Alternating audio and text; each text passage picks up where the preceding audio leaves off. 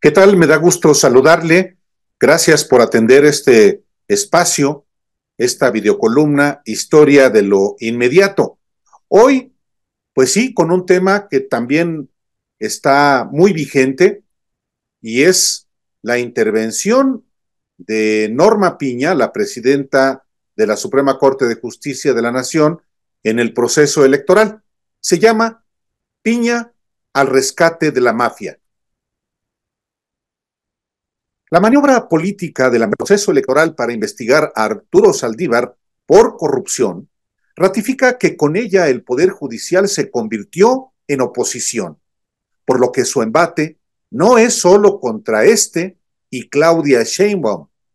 sino contra el presidente Andrés Manuel López Obrador para aniquilar prioridades del proyecto en curso, entre ellas reformas legislativas y hasta la megadeuda de Ricardo Salinas Pliego. Desde que llegó a la presidencia de la Suprema Corte de Justicia de la Nación, hace 15 meses,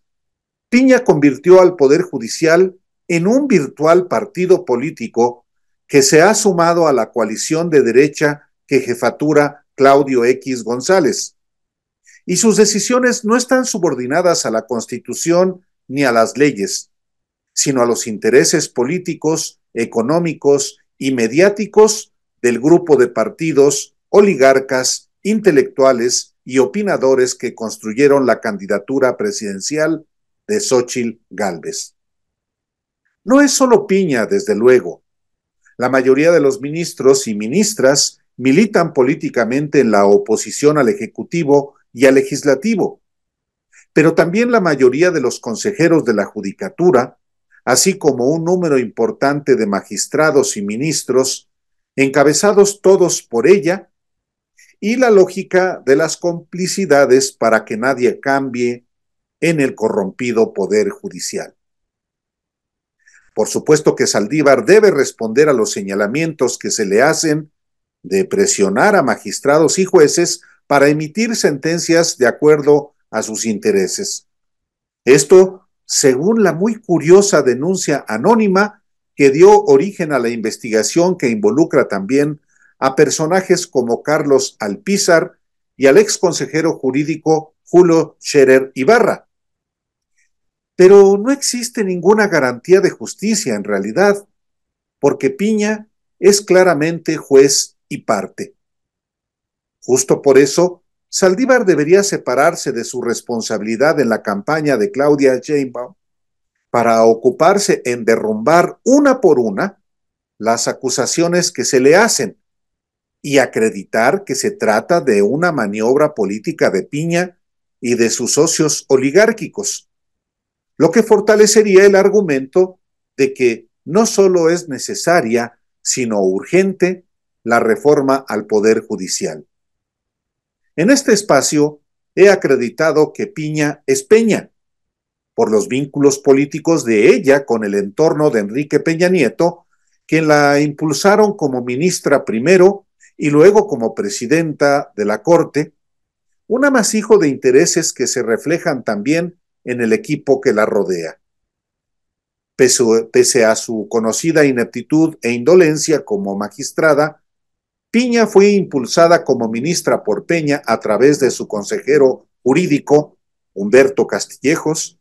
y el entonces secretario de Gobernación, el también hidalguense Miguel Ángel Osorio Chong, a quien ella llama primo.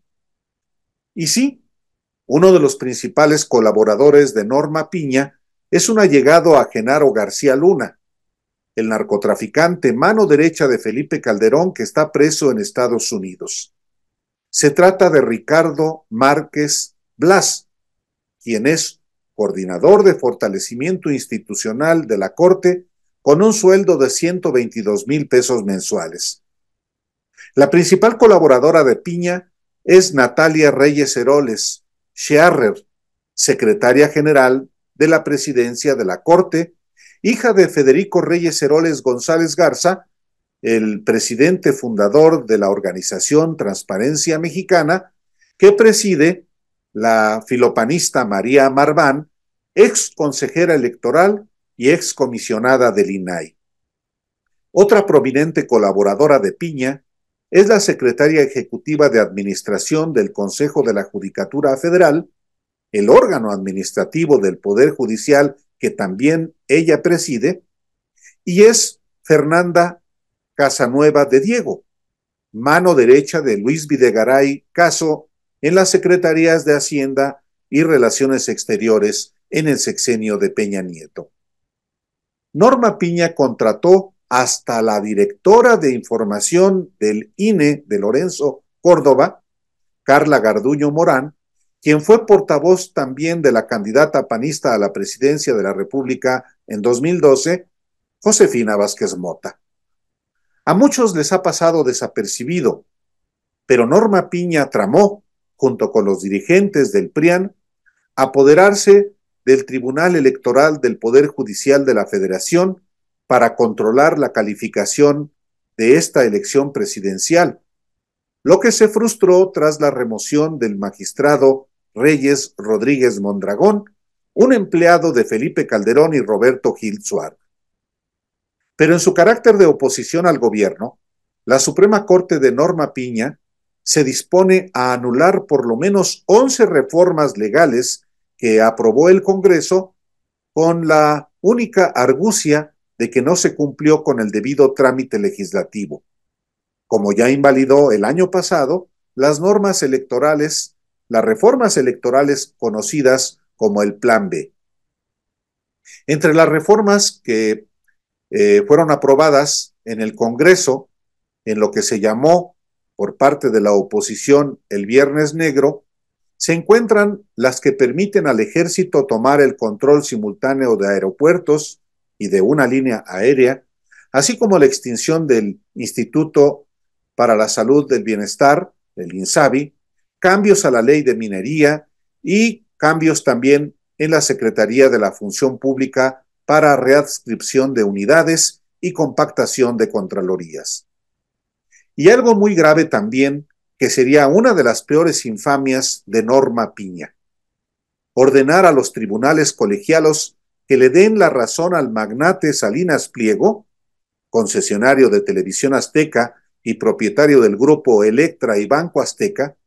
para que no pague los más de 63,000 millones de pesos que debe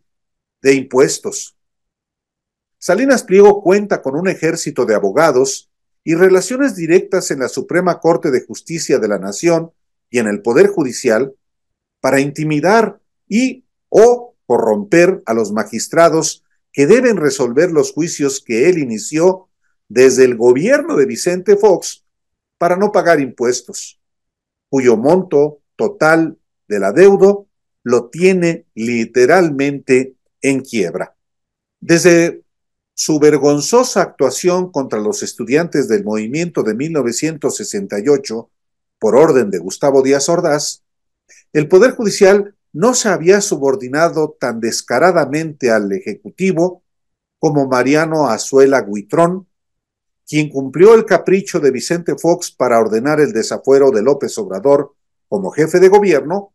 y anular su derecho a competir por la presidencia de la República.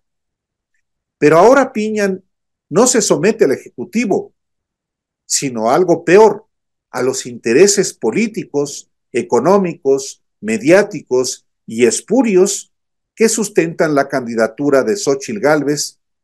y para convertir al Poder Judicial en opositor a la presidencia de la República, la actual y la futura, que no será justamente Xóchitl Gálvez. Muchas gracias por atender Historia de lo Inmediato.